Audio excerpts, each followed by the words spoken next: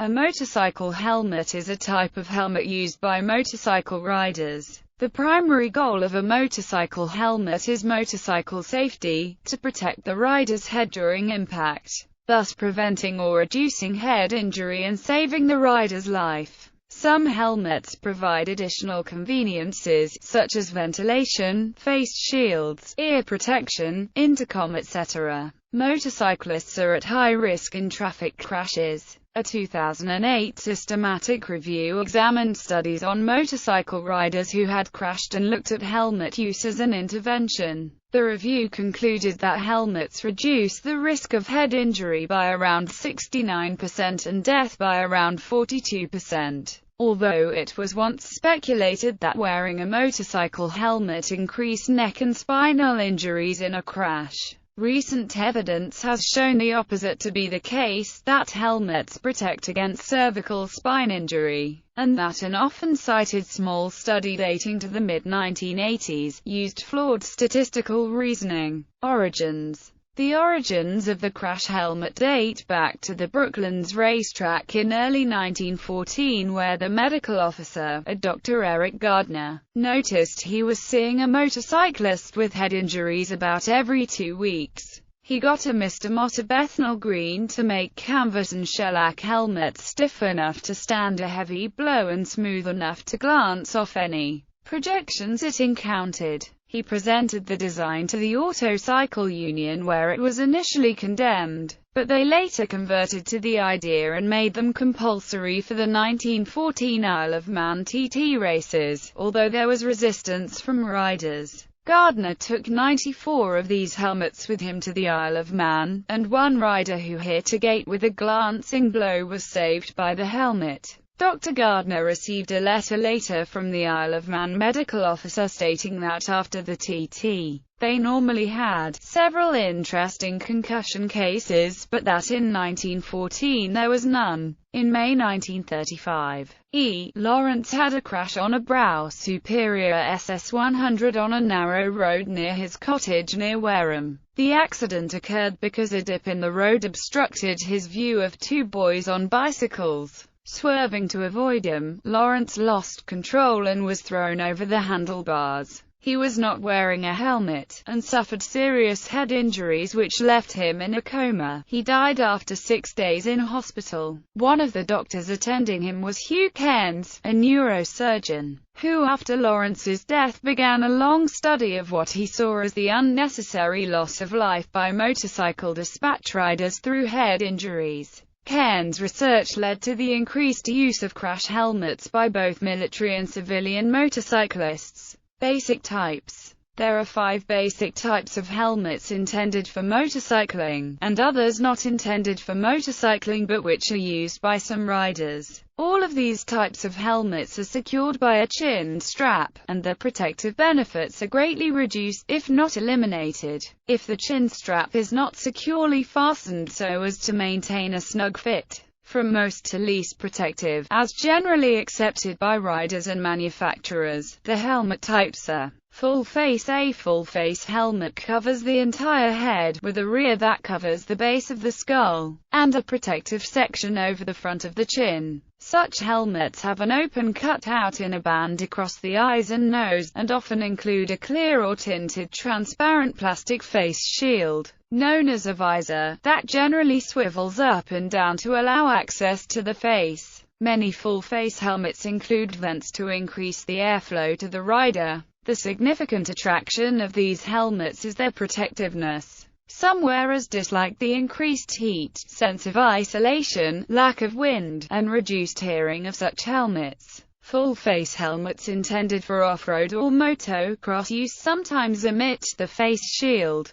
but extend the visor and chin portions to increase ventilation, since riding off-road is a very strenuous activity. Studies have shown that full-face helmets offer the most protection to motorcycle riders because 35% of all crashes showed major impact on the Chin bar area. Wearing a helmet with less coverage eliminates that protection. The less coverage the helmet offers, the less protection for the rider. Off-road, motocross. The motocross and off-road helmet has clearly elongated chin and visor portions, a chin bar, and partially open face to give the rider extra protection while wearing goggles and to allow the unhindered flow of air during the physical exertion of this type of riding. The visor is to allow the rider to dip his or her head and provide further protection from flying debris during off-road riding. It will also keep the sun out of the eyes of the rider during jumps.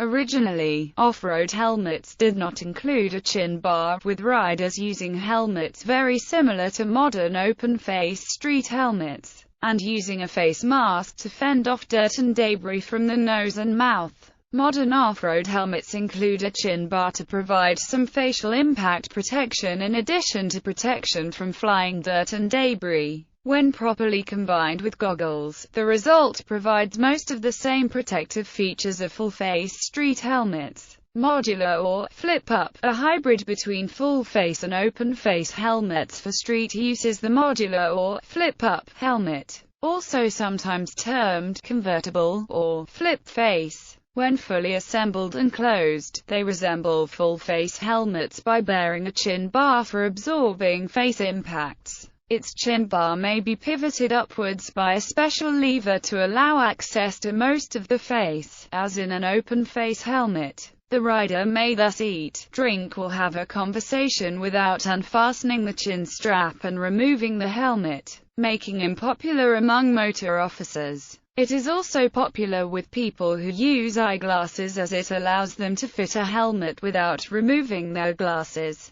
Many modular helmets are designed to be worn only in the closed position for riding, as the movable chin bar is designed as a convenience feature, useful while not actively riding. The curved shape of an open chin bar and face shield section can cause increased wind drag during riding, as air will not flow around an open modular helmet in the same way as a three-quarters helmet. Since the chin bar section also protrudes further from the forehead than a three-quarters visor, riding with the helmet in the open position may pose increased risk of neck injury in a crash. Some modular helmets are dual certified as full-face and open-face helmet. The chin bar of those helmets offer real protection and they can be used in the open position while riding. An example of such a helmet would be the Shark Eveline. As of 2008, there have not been wide scientific studies of modular helmets to assess how protective the pivoting or removable chin bars are. Observation and unofficial testing suggest that significantly greater protection exists beyond that for an open-face helmet,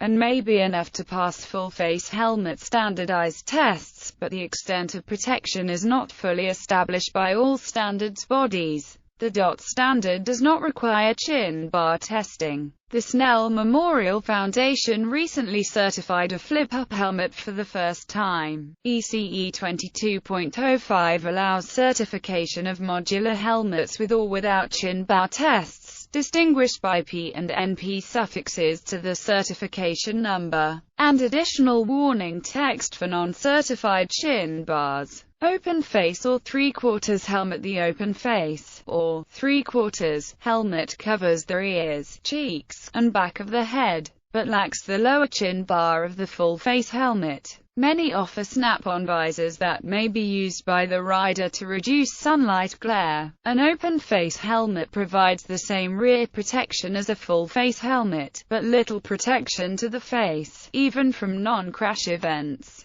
Bugs, dust, or even wine to the face and eyes can cause rider discomfort or injury. As a result, it is not uncommon for riders to wear wraparound sunglasses or goggles to supplement eye protection with these helmets. Alternatively, many open-face helmets include, or can be fitted with, a face shield, which is more effective in stopping flying insects from entering the helmet. Half helmet. The half helmet, also referred to as a shorty in the USA and pudding basin, or TT helmet in the UK, and popular with rockers and road racers of the 1960s in the British Isles. It has essentially the same front design as an open-face helmet but without a lowered rear in the shape of a bowl. The half helmet provides the minimum coverage generally allowed by law in the USA, and British standards 2001 to 1956. As with the open face, it is not uncommon to augment this helmet's sight protection through other means such as goggles. Because of their inferiority compared to other helmet styles, some motorcycle safety foundations prohibit the use of half helmets now. Notable UK manufacturers included Everoak, Chaz Owens and, currently, Davida. Headwear not intended for motorcycling. There are other types of headwear often called beanies, brain buckets, or novelty helmets, a term which arose since they cannot legally be called motorcycle helmets. These helmets are not certified and are generally only used to provide the illusion of compliance with mandatory helmet laws. Such items are often smaller and lighter than helmets made to DOT standards, and are unsuitable for crash protection because they lack the energy-absorbing foam that protects the brain by allowing it to come to a gradual stop during an impact. A novelty helmet can protect the scalp against sunburn while riding and, if it stays on during a crash, might protect the scalp against abrasion, but it has no capability to protect the skull or brain from an impact. Conflicting findings on color visibility. Although black helmets are popular among motorcyclists, one study determined they offer the least visibility to motorists. This study also notes, riders wearing high-visibility clothing and white helmets are likely to be more safety-conscious than other riders. However, the MAID's report did not back up the claims that helmet color makes any difference in accident frequency, and that in fact motorcycles painted white were actually overrepresented in the accident sample compared to the exposure data. While recognizing how much riders need to be seen, the MAID's report documented that riders' clothing usually fails to do so, saying that, in 65.3% of all cases, the clothing made no contribution to the conspicuity of the rider or the PTW, powered two-wheeler, i.e., motorcycle. There were very few cases found in which the bright clothing of the PTW rider enhanced the PTW's overall conspicuity. There were more cases in which the use of dark clothing decreased the conspicuity of the rider and the PTW. The MAID's report was unable to recommend specific items of clothing or colors to make riders better seen. Construction. Modern helmets are constructed from plastics.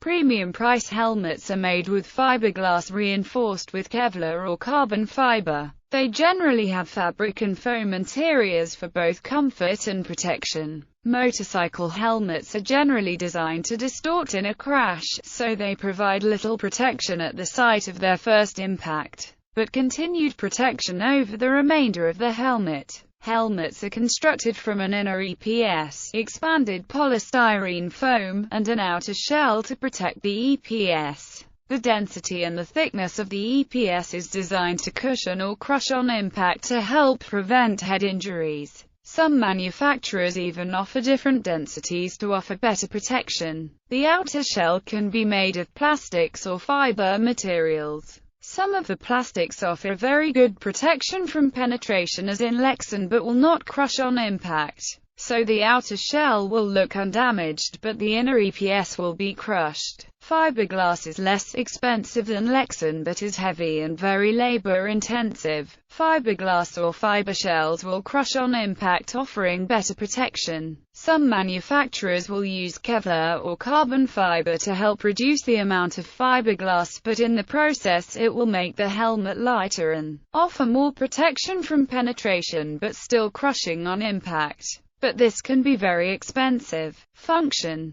The conventional motorcycle helmet has two principal protective components. A thin, hard, outer shell typically made from polycarbonate plastic, fiberglass, or Kevlar, and a soft, thick, inner liner usually made of expanded polystyrene or polypropylene (EPS) foam. The purpose of the hard outer shell is to prevent penetration of the helmet by a pointed object that might otherwise puncture the skull, and to provide structure to the inner liner so it does not disintegrate upon abrasive contact with pavement. This is important because the foams used have very little resistance to penetration and abrasion. The purpose of the foam liner is to crush during an impact, thereby increasing the distance and period of time over which the head stops and reducing its deceleration. To understand the action of a helmet, it is first necessary to understand the mechanism of head injury. The common perception that a helmet's purpose is to save the rider's head from splitting open is misleading. Skull fractures are usually not life-threatening unless the fracture is depressed and impinges on the brain beneath, and bone fractures usually heal over a relatively short period. Brain injuries are much more serious. They frequently result in death, permanent disability or personality change, and, unlike bone, neurological tissue has very limited ability to recover after an injury. Therefore, the primary purpose of a helmet is to prevent traumatic brain injury, while skull and face injuries are a significant secondary concern. The most common type of head injury in motorcycle accidents is closed head injury, meaning injury in which the skull is not broken, as distinct from an open head injury like a bullet wound. Closed head injury results from violent acceleration of the head, which causes the brain to move around inside the skull. During an impact to the front of the head, the brain lurches forwards inside the skull, squeezing the tissue near the impact site and stretching the tissue on the opposite side of the head. Blood vessels linking the brain to the inside of the skull may also break during this process, causing dangerous bleeding. Another hazard, susceptibility of the brain to shearing forces, plays a role primarily in injuries that involve rapid and forceful movements of the head, such as in motor vehicle accidents. In these situations, rotational forces such as might occur in whiplash-type injuries are particularly important. These forces, associated with the rapid acceleration and deceleration of the head, are smallest at the point of rotation of the brain near the lower end of the brain stem and successively increase at increasing distances from this point. The resulting shearing forces cause different levels in the brain to move relative to one another. This movement produces stretching and tearing of axons and the insulating myelin sheath. Injuries, which are the major cause of loss of consciousness in a head trauma. Small blood vessels are also damaged, causing bleeding deep within the brain. It is important that the liner in a motorcycle helmet is soft and thick so the head decelerates at a gentle rate as it sinks into it. The helmet quickly becomes impractical if the liner is more than 1 to 2 inches thick. This implies a limit to how soft the liner can be. If the liner is too soft, the head will crush it completely upon impact without coming to a stop. Outside the liner is a hard plastic shell, and beyond that is whatever the helmet is hitting, which is usually an unyielding surface, like concrete pavement. Consequently, the head cannot move any further, so after crushing the liner it comes suddenly to an abrupt stop, causing high accelerations that injure the brain. Therefore, an ideal helmet liner is stiff enough to decelerate the impacting head to an abrupt stop in a smooth, uniform manner just before it completely crushes the liner, and no stiffer. The required stiffness depends on the impact speed of the head, which is unknown at the time of manufacture of the helmet. The result is that the manufacturer must choose a likely speed of impact and optimize the helmet for that impact speed. If the helmet is in a real impact that is slower than the one for which it was designed, it will still help, but the head will be decelerated a little more violently than was actually necessary given the available space between the inside and outside of the helmet. Although that deceleration will still be much less than what it would have been in the absence of the helmet. When the crush space of the liner runs out, the head will stop suddenly, which is not ideal. However, in the absence of the helmet, the head would have been brought to a sudden stop from a higher speed, causing more injury. Still, a helmet with a stiffer foam that stopped the head before the liner crush space ran out would have done a better job. So helmets help most in impacts at the speeds they were designed for, and continue to help, but not as much in impacts that are at different speeds.